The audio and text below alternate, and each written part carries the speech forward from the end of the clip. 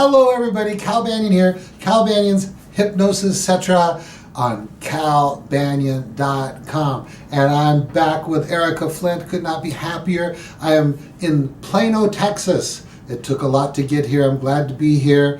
What a move, I'll tell you. Plano is a northern suburb of Dallas, and so that's where we're having our classes. That's where our office is now.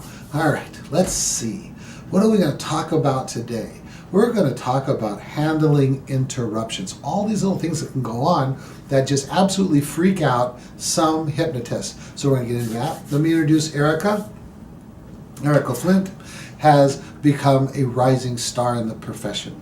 She has spoken at the National Guild of Hypnotists Convention. She's going to speak at it again. She's spoken at the National Guild of Hypnotists Solid Gold Weekend. Obviously, she is a co-host here on this program. She writes for the 5-Path International Association of Hypnosis Professionals Journal.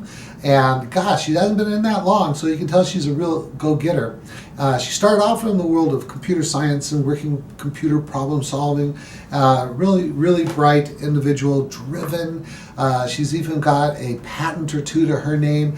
Very smart, very driven, and very pleasant. You know, you find these people are smart and driven, but they're just not people persons. And she is definitely a people person. That's why, in my opinion, she probably couldn't stay in that world of computer science forever. Anyway, so she decided to make the leap to work with the most powerful computer ever developed, to as far as we know, and that's the human mind.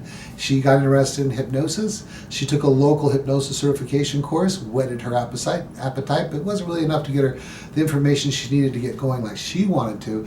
She got my 5-Path DVD 2.0 set and studied that, and she goes, now I am ready, and she, within a year, went full-time. And during that time, or right after that time, she took our Week of Power, got more insight, more powerful stuff going on, and now nothing's going to hold her back. And I certainly wouldn't. I'm all for getting out there and coming to the top. How you doing? I'm doing great, Cal. Thank you so much. That was a great introduction. It's always fun for me to listen to you talk about that stuff. And it has been so fascinating. I am endlessly fascinated with hypnosis. I don't know that I'll ever get tired of this stuff.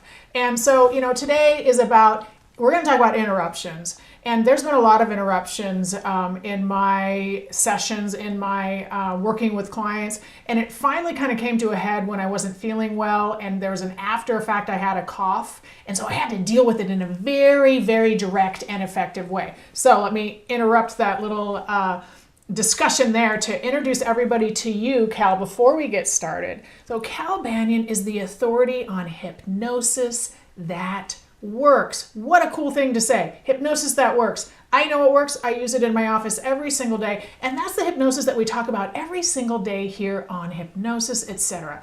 He's been in the hypnosis profession for 20 years and won every single award given by the National Guild of Hypnotists, which is the oldest and largest hypnosis professional organization in the world. He's the author of The Secret Language of Feelings, one of my favorite books. So he's an author.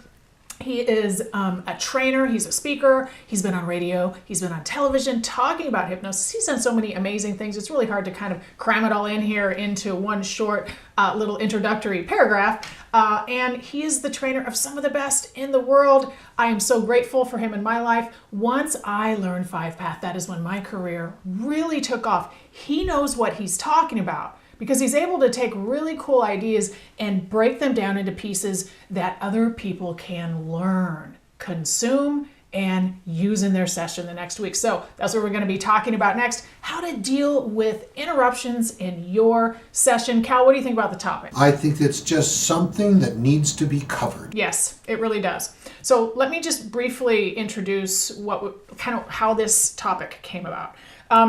I did get a cold. There was something going on around here. I don't know if it happened. I think you probably would have been in Texas at the time. And so I took really good care of myself over the weekend, but on Monday I still had like a little bit of a leftover.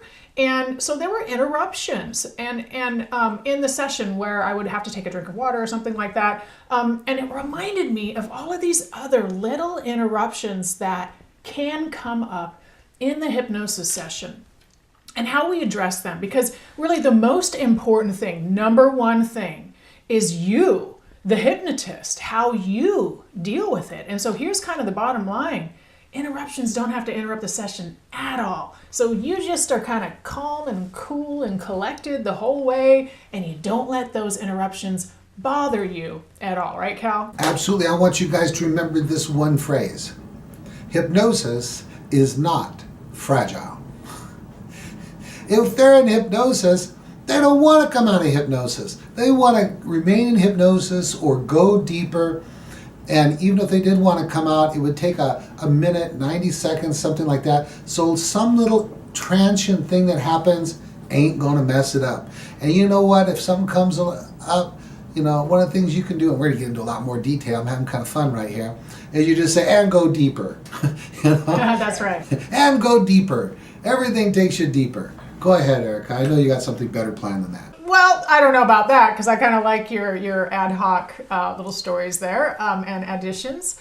So let me share a couple personal interruptions that were unexpected for me. So this happened years ago when I was first getting started. So somebody outside, I could hear somebody outside yelling. And they were yelling obscenities, actually. And it was very, I mean, it was offensive, of course. And so I'm sitting there thinking, oh my gosh, you know, this is just, this should not be happening, and I don't want this to happen. So I did exactly what you said. I said, and any sound you hear just takes you deeper relaxed. Now, what surprised me, though, was after the session, because I thought the client might say, yeah, I heard the guy yelling, you know, the obscenity down the alleyway. And he didn't. Like, my client didn't even notice it at all. Didn't mention it. It's like he didn't even hear it. And so I heard it. And that's why I think it's really important that as hypnotists, we need to understand that it's very likely to bother us, perhaps more than the client, if there's some type of disturbance. So just know that while your client is in hypnosis, just as Kyle was saying, they just want to stay there. So one of the things that you can do, just you stay calm, and then you can say, go deeper, relaxed. Right, Cal? Absolutely. You know, one of the things that people forget about is that hypnosis is not relaxation. Hypnosis is heightened state of suggestibility brought about by, in part, focused attention. Trance is not hypnosis, but trance is part of hypnosis. One of the things James Braid, who invented the word, who came up with the word hypnosis for what we call hypnosis, after a while, which is naming it after the god of sleep, right? And eventually they figured out, well, this isn't sleep or anything like sleep. What it is focused attention. He tried to rename it monoideism. How's that? Well, hypnosis sounds much cooler. Monoideism never caught on. And so, but what does this mean with regard to what we're talking about? Your client is more focused on what you're saying and what you're doing than anything that's going on around. It's probably much, as Erika is saying, probably much more distracting for you than it is for them. Please continue. Right. And so, and that being said, there are still a couple of things that I think are important to say or address to our clients. So I'll give you another example from my office. It's an old, beautiful building built in 1912, but it has radiators in it. And you know that sound that the radiators make, kind of that pinging sound? So sometimes I'll just, if that is really kind of loud, I'll just say that's just the sound of the radiator, and you just go more deeply relaxed or something like that. Because I want to address it. I don't want to just not address it at all. And that tends to just help the clients, you know, they don't have to even hear it or think about it, or that sound of the radiator pinging just moves into the background of awareness. I'll say that sometimes too. So if there is kind of like this sound that kind of comes up that you think your client, at least you and perhaps your client are thinking about, you can just address it so that it alleviates any potential concerns that might be coming up for your client. Right, Cal? Exactly. Continue. All right, very good. The other thing that I had to do for having this cough that I thought was a good way to deal with it was I told my client ahead of time, I said, you know, I have a little tickle in my throat and I'm fine, you know, not contagious or anything anymore. And so if I'm not speaking, just go, more, you know, taking a nice deep breath. I'm probably just going to be having a drink of water. So I just set that expectation ahead of time that if they don't hear me talk for like 15 seconds, that I'm having a drink of water and there's nothing for them to be concerned about. So that, in my mind, is setting proper expectation for the session. And the same type of thing could happen. So for example, if you're working in a location and there's construction going on outside, you could set a proper expectation with that if you wanted, if you thought that it would be necessary for you to do that so that the client isn't worried about that type of a thing. I'm not sure of any other scenarios that would be necessary to do that. And a lot of times the clients won't even notice, but sometimes they might. And so setting that expectation can just alleviate any of their concerns, and they're just going to continue to stay in that place that you want them to during the session, right? Exactly. If any kind of anticipated disruption of your normal, blah, blah, blah, blah pattern or process, just let them know what's going to happen and inoculate them against the possible distraction. Beautiful. Are you going to talk about clients that have to pee? Yes, we're going to get to that. One of the things that I found really kind of interesting in my experience was, and we'll talk about that in just a second, but one of the things that I wanted to bring up was one of the experiences that I thought was going to go poorly, but it ended up being really awesome. So here's what happened. So I'm in a session with a client, and I hear somebody running up and down the hallway, and I can see this person because I have the privacy glass, so I can see somebody running up and down the hallway. It's a kid. It should, based on their height, it's a very short person. And so this very short person, who I do find out later is a child, is jiggling every single office door up and down the hallway, and jiggled the door handle probably 4 or 5 times in the middle of the session. And so I addressed it appropriately. And then afterwards, the client mentioned that they had heard it, but once I said something about it, they didn't worry at all. I told them the story about the kid running up and down the hall, jiggling the door handle. We laughed about it, but the cool thing was that the client mentioned how it didn't bother them at all and how they found it really amusing, and that even after the session, now that we're talking about it again, they find it very curious that it didn't really bother them at all. So isn't that cool, Cal? How we can take something that you might think would be disruptive and then it ends up having a positive impact in the end? It's funny, it almost worked out as a convincer, didn't it? Yeah, you're right. It absolutely did. And I've told that story a couple times now, and I tell it to my students in class too. I use it just as an example to say, you know what, you guys, and just like you said, Cal, hypnosis is not fragile. So you, as the hypnotist, you just roll with it, right? A couple of the things that we could do to prevent it where possible is we definitely want our clients to turn their phones off. But if their phone starts ringing or buzzing or vibrating, just do like you would with any other sound. You just allow it to kind of move into the background of awareness. Don't let it bother you as the hypnotist. Right, Cal? Yeah, just tell them whatever it is, you can take care of it after the session is over. Right. And the other thing when it comes to a client's phone kind of disrupting the session, some clients will feel bad about it. They'll be like, oh my gosh, I'm so sorry. I thought I turned my phone off. I never, ever want my clients to feel bad, ever. And so, not in that type of scenario. If they're feeling bad about something else, that's what we're going to resolve, right? But in this case, I don't want them feeling bad about that. So I'll just say, you know what, it's fine. Next time I'll remind you to turn it off. And don't worry about it, that type of a thing, because I don't want them to feel bad about that coming up in session. Now, to get to the point when somebody has to go to the bathroom, Cal, why don't you talk about that? Because I know you have a really great way of explaining what you do when clients say they have to go to the bathroom. Okay, so first of all, a couple things. Always avoid the possibility of distraction whenever possible. So, you might want to tell your clients to turn off their phones. Always have them go to the restroom before the session. But I often do double sessions because my clients come from outside of the area or outside of the country. And so it just helps us get through the process. They don't have to be here for like 6 weeks. I can be here for like a week and a half because we just condense the sessions. So sometimes even though they went to the bathroom before the session, during the session, they will have to go. Now, hypnosis is not fragile. So, and you can pee in hypnosis. Hypnosis is a heightened state of suggestibility, right? So if they indicate to you during the session, hey, I gotta go to the bathroom, I gotta pee, then you'll say something like this. Okay, in a moment, count from 1 to 3. When I get to 3, you'll get out of the chair, you'll go back to the restroom where you used the restroom before, you'll take care of your business, you'll come back, sit in the chair, and we will continue. 1, 2, 3. They get up out. Don't say I'm going to count from 1 to 3 and you'll pee, because, that could be bad. They could pee right there in the chair. Now, I've never had that happen, but, theoretically it could. So you're very explicit about you're going to get up out of the chair, you're going to go to the restroom, where you went to the restroom before, you're going to come back, we're going to continue the session. And so I would say I'm going to count from 1 to 3. 1, 2, 3. Okay, get up, go. I did not emerge them. They can pee in hypnosis. And so, how many times have you or I gone to the bathroom at night while we're asleep and didn't even know about it, and somebody tells us later, or we discover about it? It's so automatic. So, something we've done a million times. So, as soon as they get back in the chair, I just lean them back, recline, and then proceed.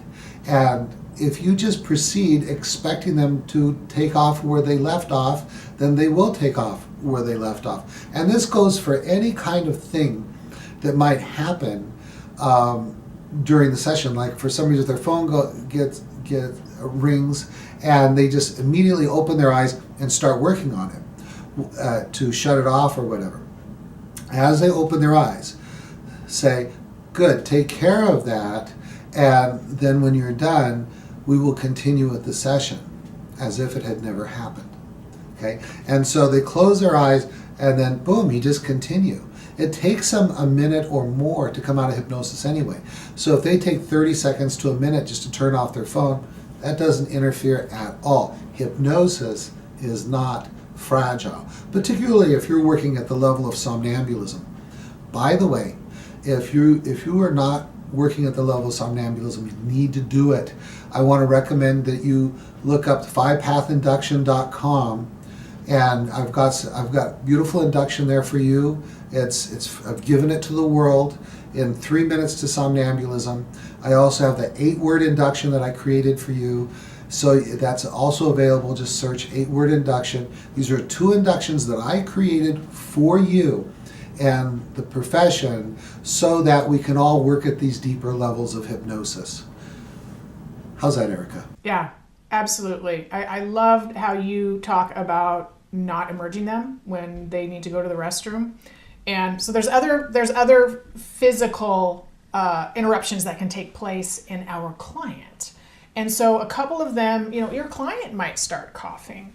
And just pay attention. Like if they're really coughing and you feel like it's interrupting their own processing, like they're trying not to cough or they're trying to just sit there and hold a cough in, for example, that would be even worse, because now what's happening, just like if they're trying not to go to the bathroom, they're focusing on not going to the bathroom instead of focusing on what's going on in the session. They're focusing on not coughing instead of focusing on what's going on in the session. So if you just use your best judgment. If it seems like your client is trying not to cough or it's really disrupting them, then that's when you can offer to grab them a cup of water, a glass of water or something. And I don't even say anything, other than, can I get you a glass of water? Or why don't you grab your water? Sometimes they'll have it with them. They take a glass of water, they take a sip of that, and then we just continue. I don't even say 1, 2, 3, take a glass of water. I just say, have a sip of your water while it's just sitting there.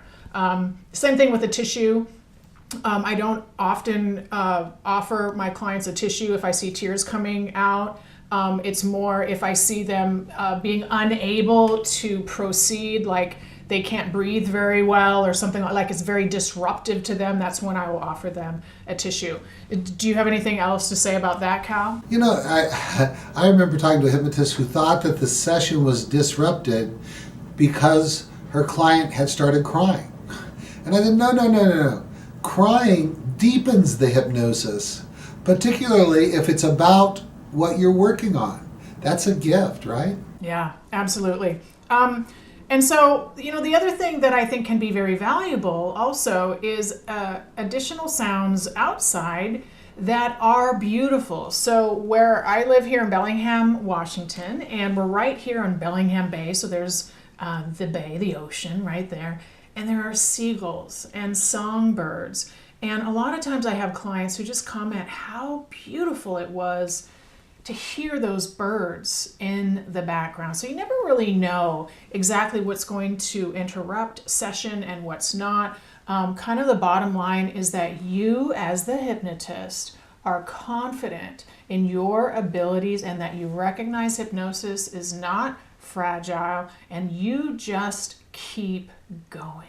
Right, Cal? Perfect. Hey, I want to give an insider tip. Can I do that? Yeah. All right. Now, see, there's some misperceptions out there that you have to talk slowly when you do hypnosis with people and low like this.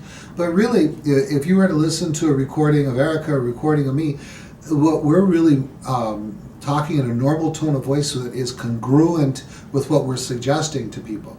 Like we'll be talking a more relaxing tone. We want them to relax. We'll speak up in a more specific and rigid tone, or we're suggesting catalepsy. But here's an insider technique. When there is something going on outside, then if you speed up the tempo of what you're doing, it causes the range of focus to narrow so that they are more working on you.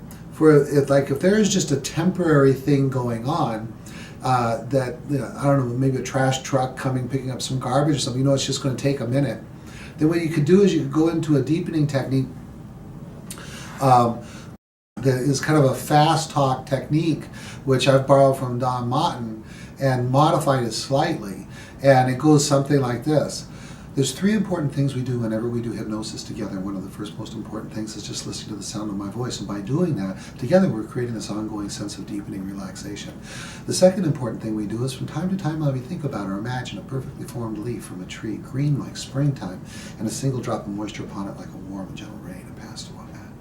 The third important thing is we could become aware of feelings or sensations I suggest you. For example, even though you might not have been thinking about it a moment ago, merely because I suggest it, and for no other reason, you become aware of the feeling of the shoes upon your feet. Shoes upon your feet, it could be the fit or the temperature or the weight of those shoes. And you go deeper and deeper relaxed. And now you become aware of the feeling of your pants or skirt pressing down on your legs. Could be, again, once again, the weight, the touch, or the temperature. And you go deeper and deeper relaxed. And now you become aware of the feeling of the chair pushing up into your back, reminding you you're safe and secure and all grown up in my office, going deeper and deeper relaxed. Now, so I used a congruent tone of relaxing, but I've gone into that rapid speak. And when I go into rapid speak like that, it causes the mind of the client, if they want to follow, they have to focus more clearly, more sharply. And so that tends to blot out everything going around. So that's a little insider technique.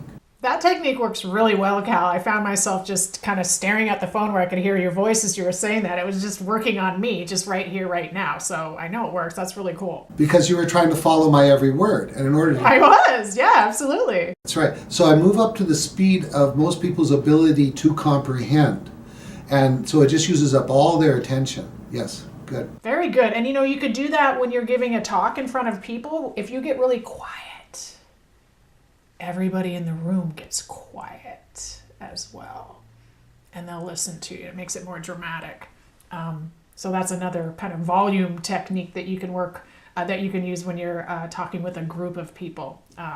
Kind of an interesting side note there. Okay, is that about it? Are we getting to the end? We're running over. We're at the end, yes. So thank you everyone for joining us today. I'm Erika Flint. You can find me at CascadeHypnosisCenter.com. I have a courses, 2-week NGH approved, the Banyan Hypnosis Certification Super Course coming up in July, coming up in September, and I hope to see you there. You can also find me on Our Hypnospace. I lead a marketing group there, and I hope to see you soon. All right, thank you very much, Erika. You're always an inspiration. I so appreciate you coming up with these topics so that we can do these every stinking week. All right, I want to tell you guys about we're here in Plano, Texas, which is a northern suburb of Dallas, Texas. I got a couple of training courses coming up also.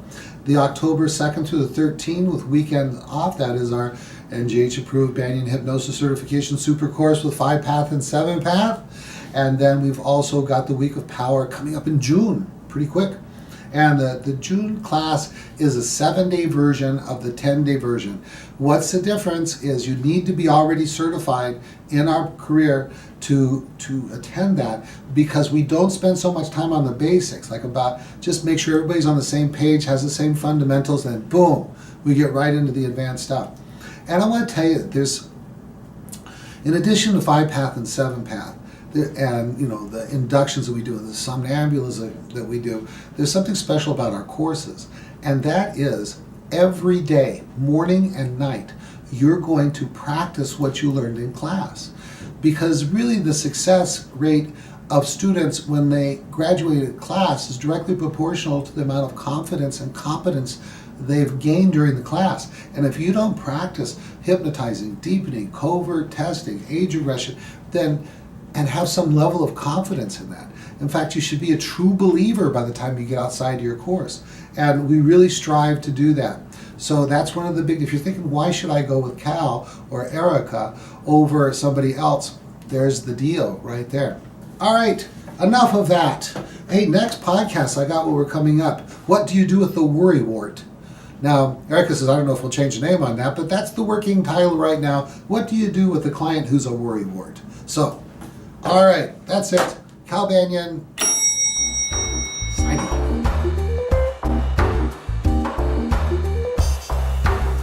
This recording is the property of Cal Banyan and the Banyan Hypnosis Center for Training and Services, Incorporated. All rights reserved, for private use only, may not be duplicated without permission. For contact information, go to www.hypnosiscenter.com.